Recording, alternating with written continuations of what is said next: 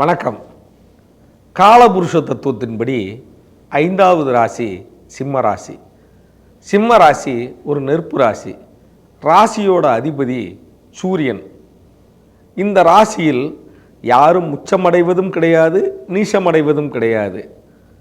அப்படி என்றால் இந்த ராசி இப்போ மற்ற ராசியை எடுத்துக்கிட்டிங்கன்னா, சிம்ம ராசிக்குன்னு ஒரு தனிப்பட்ட குணம் என்னென்னா, அங்கே யாரும் ஆட்சி மட்டும்தான், ராஜா மட்டும்தான். ராசிகளின் ராஜா சூரியன். அந்த சூரியன் இருக்கும் இடத்தில் யாரும் உச்சமடைவதும் கிடையாது, நீசமடைவதும் கிடையாது. சரியா? அந்த ராசி ஒரு நெருப்பு ராசி. ஃபயர் மாதிரி இருப்பாங்க சிம்ம ராசிக்காரவங்க. சிம்ம ராசிக்காரவங்களுக்கு எதையும் பர்ஃபெக்ஷனாக செஞ்சால் தான் பிடிக்கும். ஏன்னா 5ஆம் அதிபதி குரு விரட்டி வேலை வாங்குறதுல சிம்ம ராசிக்காரவங்க அவங்களுக்கு ஈக்குவல் அவங்க தான். அதனால தான் பல இடத்துல ஹெட் ஆஃப் த இன்ஸ்டியூஷனாக இருப்பாங்க. இவங்க வேலை நேரத்தில் வேலை செய்வாங்க, ஓய்வு நேரத்தில் ஓய்வு செய்வாங்க. வேலை முடிக்க வேண்டிய சமயத்தில் ஒரே டயத்தில் வேலையை முடிச்சிருவாங்க. இவங்களுக்கு வாழ்க்கை துணையினாலேயும் சில பிரச்சனைகள் இருக்கும். ஒரு பொருளாதார பிரச்சனைகள், இவங்க தேவையில்லாத செலவில் போய் மாட்டிக்கிட்டு பொருளாதார சிக்கலும் இருக்கும். இவங்களை பொறுத்த வரைக்கும் வீடு, நிலம், வாசல் இவெல்லாம் வச்சு நல்ல விதமாக வாழ்வாங்க. இவங்களை பொறுத்த வரைக்கும் காலத்தே எதையும் செய்ய பழகி கொள்ள வேண்டும், சோம்பலை விட்டொழிக்க வேண்டும். தற்பொழுது 6ஆம் இடத்துல இவங்களுக்கு கோச்சார ரீதியாக சனி இருக்கிறதுனால எதிலையும் வெற்றி பெறலாம். ஆனால் 8இல் போய் ராகு வரக்கூடிய காரணம், அதனால் இவர்களுக்கு ஒரு தடை தாமதம் ஏற்படும். திருமண வயதை நோக்கி இருப்பவர்களுக்கு திருமணம் சற்று பேச்சுகள் கால தாமதமாக நடைபெறுவதற்கு வாய்ப்புகள் இருக்கின்றன.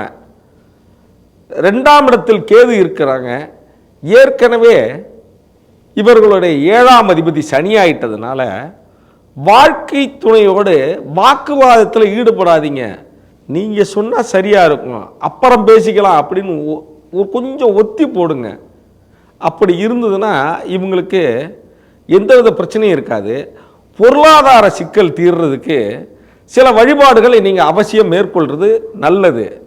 இவங்களை பொறுத்த வரைக்கும் மதுரைக்கு பக்கத்தில் அழகர் கோயிலில் சித்தர்களில் ஸ்ரீ ராமதேவர் இருக்கார், அவரை வணங்குறது நல்லது. திருப்பரங்குன்றத்தில் மச்சமுனி ஜீவசமாதி இருக்கு, அங்கே போயிட்டு வர்றது நல்லது. ஸ்ரீ சதாசிவ பிரம்மேந்திரர் ஆலயம் கரூரில் இருக்கு, அந்த சதாசிவ பிரம்மேந்திரர் ஆலயத்துக்கு போயிட்டு வர்றது மிகப்பெரிய பலனை கொடுக்கும். கருவூரார் சன்னதி இருக்கு பசுபதீஸ்வரர் கோயிலில், அதுக்கும் தஞ்சாவூரில் இருக்க கல்யாண பசுபதீஸ்வரர் கோயிலில் இருக்க கருவூர் சித்தரையும் வணங்கி வர்றது இவங்களுக்கு மிகப்பெரிய உயர்வை கொடுக்கும். இவர்களுக்கு உண்டான லால்கித்தா பரிகாரங்கள் என்ன அப்படிங்கிறத நம்ம பார்க்குறோம். நீங்கள் சிம்ம ராசிக்காரவங்களை பொறுத்த வரைக்கும் எளிய லால்கித்தா பரிகாரம் ஒரு 5-6 பரிகாரம் இருக்குது.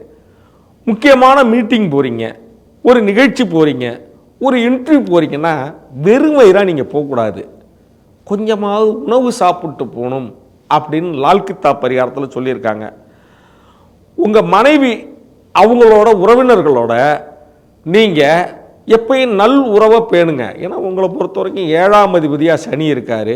இன்றைக்கி சனிக்கும் உங்கள் ராசிநாதன் சூரியனுக்கும் 7ஆம் அதிபதி சனியோட சனிக்கும் ஆகாது. அதனால் மனைவி பொண்டாட்டியை நீங்கள் காம்ப்ரமைஸ் பண்ணிட்டீங்கன்னா மனைவி சாதாரணமாக கூட சண்டை போட மாட்டாங்க. இதை லால்கித்தா பரிகாரமாக சொல்லியிருக்காங்க. ஒரு செம்பு. இப்போ சிம்ம ராசிக்காரங்களை பொறுத்த வரைக்கும் அவங்க இன்டர்வியூக்கு போகும்போது வெறுவைத்தோடு போகக்கூடாது. மனைவியோட உறவினர்கள்ட்ட ஒரு நல்ல ரிலேஷன்ஷிப்பை இவங்க ஃபாலோ பண்ணணும். ஒரு செம்பினால் ஆணைய ரிங்கு அல்லது ஒரு நாணயத்தை ஒரு கழுத்தில் கயரில் போட்டு மாட்டி கழுத்துலேயே மாட்டி இருக்குது இவங்களுக்கு ஒரு பெரிய அதிர்ஷ்டத்தை உருவாக்கக்கூடிய ஒரு மேட்டராக இருக்குது. இந்த சிம்மராசியை பொறுத்த வரைக்கும் கண் பார்வையற்ற ஏழைகளுக்கு ஒரு 10 பேருக்காவது ஒரு ஞாயிற்றுக்கிழமை உணவு வாங்கி தர்றது உங்களோட பித்ரு தோஷத்தை நீக்கும். அவங்களுக்கு உணவு வாங்கி தர முடியலன்னா ஒரு ஸ்வீட் வாங்கி கொடுங்க. ஒரு மிட்டாய் வாங்கி கொடுங்க, ஒரு சாக்லேட் வாங்கி கொடுங்க. ஆனால் கண்டிப்பாக ஒரு 10 பேருக்காவது கண் பார்வையற்றவர்களுக்கு செய்யணும். உங்களோட சிம்மராசிக்காரவங்களை பொறுத்த வரைக்கும் அவங்களோட பொருளாதார நிலைமைக்கு ஏற்பட்ட முதியோர் இல்லம், அப்படி இல்லைன்னா ஒரு சேவை நிலையம், இவங்களுக்கு சாப்பிட்றதுக்கு அரிசியும் பாலும் கண்டிப்பாக வழங்கணும். நீங்கள் உங்களை வாழ்க்கையில் யாராவது ஏதாவது கிஃப்டாக கொடுத்தாங்கன்னா அதை நீங்கள் கிஃப்டாக வாங்காதீங்க. ஒருத்தவங்க ஒரு கர்ச்சீப் கொடுத்தாங்களா, அவங்களுக்கு திருப்பி ஒரு துண்டாக கொடுங்க. ஒரு பேனா கொடுத்தாங்களா, நீங்கள் அதுக்கு பதிலுக்கு ஒரு பென்சிலாக கொடுங்க, பணமாக கொடுக்க வேண்டாம். ஒருவர் உங்களுக்கு ஒரு கிஃப்ட் கொடுக்குறாங்கன்னா பதில் மரியாதை உடனே கொடுக்கணும்.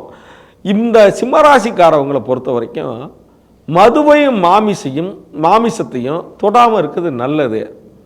7 வகை தானியத்தை எடுத்துங்க, அதை ஒரு சிகப்பு துணியில் முடிஞ்சு படுக்கைக்கு அடியில் வச்சுட்டு மறுநாள் காலையில் அதை எறும்புகளுக்கு உணவாக போடுங்க. ஏன்னா சிம்மராசிக்காரவங்களை பொறுத்த வரைக்கும் அவங்களுக்கு பித்ருதோஷம் ஏற்படுவதற்கு வாய்ப்புகள் அதிகம் இருக்குது. அந்த பித்ருதோஷத்தை நீக்கிறதுக்கு உண்டான எளிய வழியாக இந்த 7 வகை தானியங்களை தலைக்கடியில் சிகப்பு துணியில் முடிஞ்சு வச்சு படுத்துட்டு மறுநாள் எறும்புகளுக்கு உணவாக போடும் பொழுது உங்கள் பித்ருதோஷம் நீங்கி வாழ்வில் வெற்றி ஏற்படும். ஒரே ஒரு மேட்ரு நல்லா ஞாபகம் வச்சிங்க, நல்லா யோசித்ததுக்கப்புறம் ஒரு வார்த்தையை விடுங்க. யாருக்கும் வாக்குறுதி கொடுக்காதீங்க. வாக்குறுதி கொடுத்தா அதை காப்பாற்ற முயற்சி பண்ணணும்.